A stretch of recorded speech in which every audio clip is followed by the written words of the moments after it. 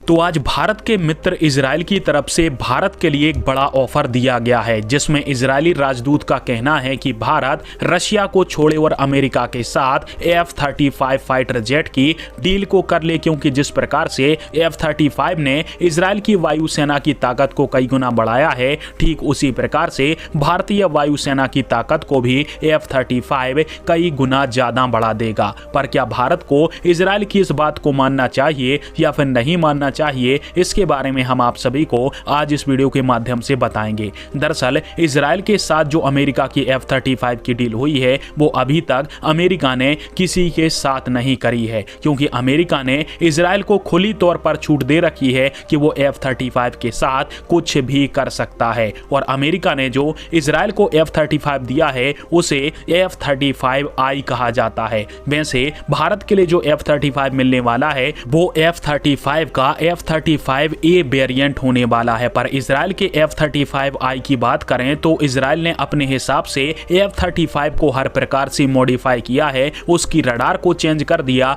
F-35 में अपने स्वदेशी मेड हथियार को इजराइल लगाता है, इजरायली मिसाइलें उसमें लगी हुई हैं और एक एक पुर्जे को इजराइल अपने हिसाब से चेंज करके खुद का F-35I बनाता है। इसमें अमेरिकन कंपोनेंट को इजराइल खुद के कंपोनेंट से रिप्लेस भी कर देता है, तो अमेरिका इसके ऊपर कुछ नहीं बोलता। यहां तक कि इजराइल जहां चाहे वहां F-35 का इस्तेमाल कर सकता है, परंतु अमेरिका इसके ऊपर पाबंदी नहीं लगाता है। पर यदि भारत की सिनारियों की बात करें तो भारत के वायुसेना के अधिकारियों ने खुद बोला था कि यदि अमेरिका हमें F-35 की टेक्नोलॉजी ट्रांसफर करता है, साथ में अमेरिका F-35 के जो कोर कंप्यूटर है उस तक पहुंचने में भारत को मदद करता है, और भारत अपने हिसाब से यदि F-35 को मॉडिफाई कर पाएगा और हमें अमेरिका से परमिशन लेने की भी आवश्यकता ना हो कि हम किसके खिलाफ F-35 का उपयोग करें या फिर ना करें, तो फिर इन सारी शर्तों के बाद भारत F-35 को ले सकता है, क्योंकि बिना इन तकनीकी हस्तांतरण के साथ